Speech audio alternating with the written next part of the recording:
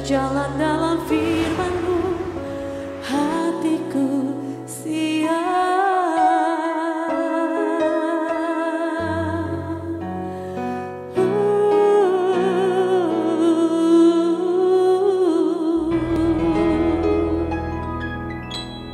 Shalom, God lover yang dikasihi oleh Tuhan Yesus. Senang boleh kembali berjumpa dengan saudara dalam program Rise and God malam hari ini bersama Diaspora TV. Setelah melewati berbagai kesibukan sepanjang hari ini, mungkin ada situasi tertentu yang membuat jiwa saudara menjadi letih lesu dan berbeban berat.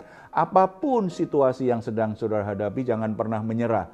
Sebab Tuhan mengundang kita untuk mengalami kelegaan setiap hari. Ini yang Tuhan katakan kepada kita. Marilah kepadaku semua yang letih lesu dan berbeban berat. Aku akan memberi kelegaan kepadamu. Mari kita responi undangan Tuhan ini. Kita datang kepadanya. Apapun yang jadi pergumulanmu, datang kepada Dia. Bawa kepada Dia. Biarlah malam hari ini menjadi malam di mana kita bisa sungguh-sungguh menikmati istirahat yang baik. Karena Tuhan yang memberimu kelegaan. Kita bersatu dalam doa. Bapa di surga, kami ucap syukur karena anugerah-Mu sempurna dalam hidup kami. Kami bersyukur karena sepanjang hari ini Tuhan sudah menyertai dan memberkati kami. Dan sebelum kami beristirahat, kami membawa berbagai permasalahan yang belum selesai. Tuhan beri kami damai sejahtera-Mu, beri kami kelegaan. Supaya kami semua sungguh-sungguh bisa menikmati waktu istirahat yang baik. Dan kami semua boleh menikmati malam ini sebelum kami beristirahat, merenungkan kebenaran firman-Mu. Mari Engkau berbicara kepada kami lewat pemberitaan firman Tuhan ini dalam nama Tuhan Yesus Kristus. Amin. Para motivator mengajarkan kehebatan yang berpusat pada ego manusia.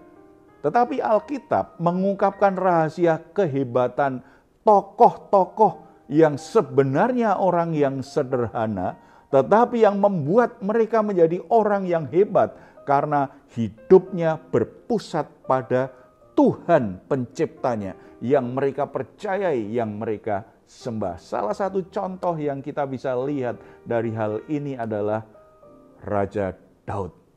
Raja Daud pribadi yang luar biasa, yang hebat. Ada satu perikop yang kita bisa buka di 2 Samuel pasal 5 ayat 1-10. Di situ digambarkan dengan sederhana tapi jelas bahwa rahasia Daud menjadi orang yang hebat adalah karena Tuhan menyertai dia. Kita bisa baca ayat yang ke-10 dengan jelas dikatakan begini. Lalu makin lama makin besarlah kuasa Daud sebab Tuhan Allah semesta alam menyertainya. Saudara, jelas sekali di sini apa yang membuat Raja Daud itu makin lama makin luar biasa sebagai pribadi, sebagai anak desa, sebagai penggembala, kemudian jadi raja. Makin lama makin besarlah kuasa Daud, kekuasaan Daud, kehebatan Daud makin luar biasa. Kuncinya apa? Tuhan Allah menyertainya. Nah, bagaimana penyertaan Tuhan itu nyata dalam kehidupan Daud sehingga kita bisa belajar supaya kita juga boleh mengalami penyertaan Tuhan yang membuat kita menjadi pribadi-pribadi yang bertumbuh berkembang menjadi pribadi-pribadi yang hebat tetapi menyatakan kemuliaan Tuhan. Kita baca ayat 1 dan 2. Lalu datanglah segala suku Israel kepada Daud di Hebron dan berkata, ketahuilah kami ini darah dagingmu telah lama ketika Saul memerintah atas kami. Engkaulah yang memimpin segala gerakan orang Israel dan Tuhan telah berfirman kepadamu. Engkaulah yang harus menggembalakan umatku Israel dan engkaulah yang menjadi raja atas Israel.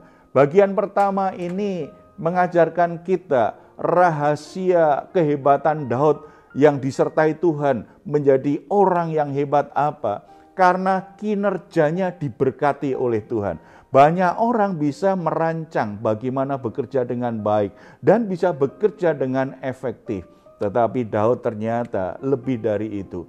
Yang menjadikan Daud sebagai raja adalah satu-satunya pilihan bagi Israel karena Abner dan Isi-Boset telah mati. Ini diperkuat dengan rekam jejak Daud yang begitu mengesankan dalam bidang militer. Kehebatan Daud mulai mendapatkan perhatian ketika sebagai pemuda yang tidak punya pengalaman perang, tetapi ternyata bisa mengalahkan raksasa Goliat yang begitu luar biasa hanya dengan alat yang begitu sederhana, dengan umban dan batunya saja. Rahasia kehebatan ini karena apa? Karena Tuhan berperang bagi dia. Daud berkata, "Engkau boleh datang kepadaku membawa pedang, tetapi aku datang membawa nama Tuhan."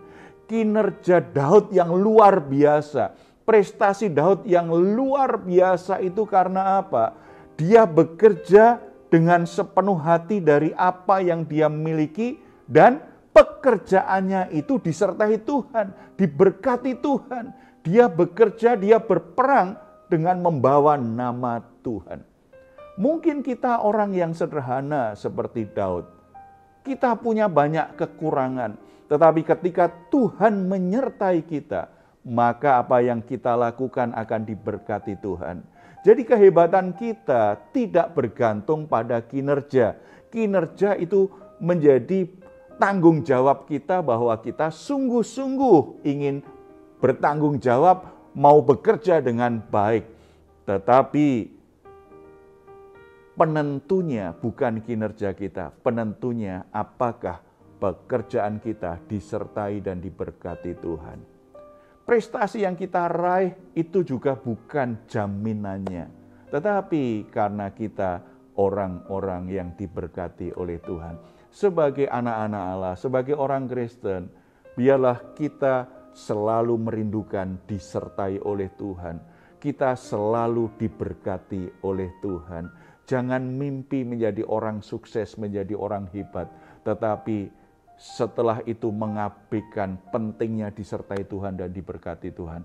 Sebab kalau kita mimpi menjadi orang hebat, menjadi orang sukses, menjadi orang yang kaya raya, tetapi kita mengabaikan pentingnya disertai dan diberkati oleh Tuhan, maka kita akan menggunakan kekuatan kita, memakai segala akal kita, termasuk hal-hal yang licik, hal-hal yang jahat, hal yang melanggar hukum, kita lakukan segala macam cara demi bisa mencapai hal itu. Tetapi kalau kita selalu merindukan kehadiran Tuhan yang menyertai pekerjaan kita, kita merindukan berkat Tuhan atas apa yang kita kerjakan, maka kita akan mengikuti proses Tuhan yang benar. Dan sebagaimana Daud, orang yang sederhana, orang kecil, orang yang tidak diperhitungkan, bisa diangkat Tuhan menjadi orang yang begitu hebat, menjadi orang yang begitu diberkati Tuhan. Tiba waktunya proses itu sampai kepada kita, kita akan mengalaminya. Yang kedua, rencana hidup harus sesuai dengan ketetapan Tuhan. Kalau kita baca ayat 3-9 itu menggambarkan hal yang seperti itu. Kita akan membacanya. Maka datanglah semua tua-tua Israel menghadap raja di Hebron. Lalu Raja Daud mengadakan perjanjian dengan mereka di Hebron di hadapan Tuhan. Kemudian mereka mengurapi Daud menjadi raja atas Israel. Daud berumur 30 tahun pada waktu ia menjadi raja. 40 tahun lamanya ia memerintah. Di Hebron ia memerintah atas Yehuda 7 tahun 6 bulan. Dan di Yerusalem ia memerintah 33 tahun atas seluruh Israel dan Yehuda. Ayat 6, lalu raja dengan orang-orangnya pergi ke Yerusalem menyerang orang Yebus penduduk negeri itu. Mereka itu berkata kepada Daud, "Engkau tidak sanggup masuk kemari. Orang-orang buta dan orang-orang timpang akan mengenyahkan engkau." Maksud mereka, Daud tidak sanggup masuk kemari. Tetapi Daud merebut kubu pertahanan Sion, yaitu kota Daud. Daud telah berkata pada waktu itu, siapa yang hendak memukul kalah orang Yebus, haruslah ia masuk melalui saluran air itu. Hati Daud benci kepada orang-orang timpang dan orang-orang buta. Sebab itu orang berkata, orang-orang buta dan orang-orang timpang tidak boleh masuk bait. Dan Daud menetap di kubu pertahanan itu dan menamainya kota Daud. Ia memperkuatnya sekelilingnya mulai dari Milo ke bagian dalam. Saudara-saudara, Daud menjadi raja bukan karena ia berambisi menjadi raja, tetapi karena Tuhan telah memilih dan menetapkannya menjadi raja. Ada banyak tantangan, ada banyak hambatan, ada banyak orang yang menghalanginya. Tetapi hal ini bisa terwujud karena kalau kita lihat bagaimana dia diurapi oleh Nabi Samuel, dan ini diulangi lagi oleh tua-tua Israel. Setelah menjadi raja, Daud kemudian bermaksud menjadikan Yerusalem sebagai ibu kota. Namun di situ masih ada keturunan Kanaan, yaitu orang-orang Yebus, anak ketiga dari Ham. Sebenarnya di masa silam Yosua telah merebut Yerusalem, tetapi suku Benyamin tidak mau mengusir mereka. Maka pengusiran terhadap orang Yebus dari Yerusalem di sisi lain merupakan upaya meneruskan perintah Allah yang dinyatakan pada zaman Musa. Sebab Tuhan sudah memerintahkan kepada Musa dan harusnya dilanjutkan oleh Yosua bahwa orang-orang Yebus itu harus diusir, harus dihabisin, tidak boleh lagi ditinggalkan. Tetapi ternyata orang Benyamin tidak melakukan. Di sini berarti terlihat bahwa Daud ingin menuntaskan perintah Tuhan. Daud ini tipe orang yang ketika dia bekerja, dia ingin melakukannya sesuai dengan kehendak Tuhan, perintah Tuhan. Saudara-saudara, dari perikop ini kita belajar, orang hebat itu bukan karena pandai membuat rencana. Orang hebat itu bukan karena terampil bekerja, tetapi karena Tuhanlah yang memberinya hikmat untuk membuat rencana yang benar, rencana hidup yang sesuai dengan kehendak Tuhan, yang punya nilai kekal, yang selaras dengan kehendak Tuhan. Dan ketika dia bekerja, ketika dia berjuang untuk mewujudkan apa yang sudah dia rencanakan di dalam Tuhan itu, apa yang dikerjakan itu diberkati Tuhan. Mengapa diberkati Tuhan? Karena semua yang dia lakukan itu sejalan dengan maksud Tuhan, disertai oleh Tuhan. Ketika semua perencanaan, semua pekerjaan kita itu memang selaras dengan kehendak Tuhan, mungkin saudara ada kelemahan, mungkin saudara ada keterbatasan, mungkin saudara tipe orang yang tidak sehebat orang lain dalam berbicara, ada yang membatasi saudara, ada kekurangan, ada kelemahan. Tetapi kalau kita bekerja disertai Tuhan, diberkati Tuhan, dan untuk menuntaskan, untuk menjalankan kehendak Tuhan, maka saudara akan bisa menghasilkan sesuatu yang melampaui kemampuanmu bekerja. Saudara akan mencapai sesuatu yang lebih besar, lebih dari yang bisa saudara kerjakan. Karena di situ kuasa Tuhan menyertai, kuasa Tuhan bekerja, menjadikan saudara bisa melakukan perkara-perkara yang besar untuk Dia dan bagi kemuliaannya. Mari kita bersatu dalam doa. Bapa di surga, kami bersyukur karena Engkau Allah yang selalu hadir dalam hidup kami. Engkau selalu menyertai kami. Dan kami bersyukur juga karena Engkau ingin melatih kami untuk bisa melakukan perbuatan-perbuatan yang gagah perkasa. Engkau ingin kami mengerjakan perkara-perkara yang besar. Engkau sudah menetapkan masa depan yang terbaik penuh harapan.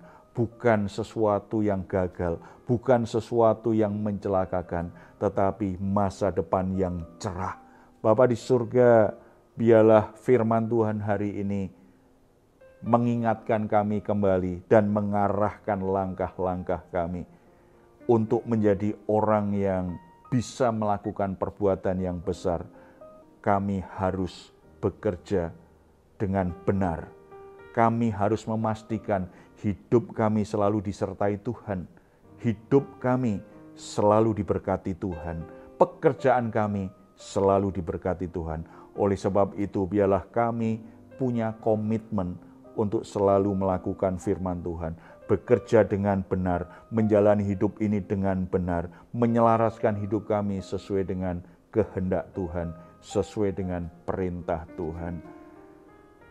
Bantu kami Tuhan, supaya kami selalu bisa konsisten melakukannya. Kalau ada di antara kami saat ini sedang menyimpang dari jalan Tuhan, dan hidup mereka kelihatannya berhasil, tetapi makin lama semakin turun dan mungkin sedang menuju pada kehancuran, firman-Mu mengingatkan, Roh Kudus memberi peringatan kepada mereka, dan pimpin kami kembali di jalan-Mu Tuhan, supaya kami tetap menikmati penyertaan dan berkat Tuhan dalam seluruh perjalanan hidup kami.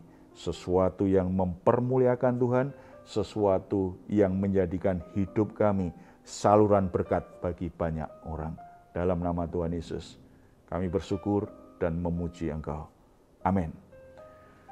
Saudara-saudara, jika saat ini saudara sedang mengalami pergumulan, keluarga saudara ada yang sakit, ada masalah apapun, dan saudara membutuhkan dukungan doa, di layar saudara ada nomor telepon yang bisa saudara hubungin. Tim doa kami akan mendoakan saudara, supaya Tuhan menolong dan melepaskanmu dari pergumulan. Tuhan memberkatimu. Silahkan jika saudara ingin memberikan komentar, tuliskan komentar saudara di ruang komentar di channel Diaspora TV. Baik saudara-saudara, sebelum kita berpisah, mari kita memperkatakan bersama-sama Mazmur 4 ayat 8-9. Engkau telah memberikan sukacita kepadaku lebih banyak daripada mereka ketika mereka kelimpahan gandum dan anggur.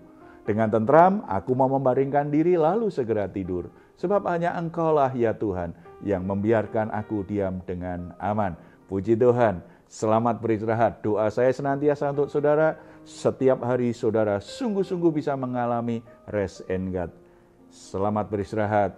Tuhan Yesus memberkati kita semuanya. Salam. Hatiku siap.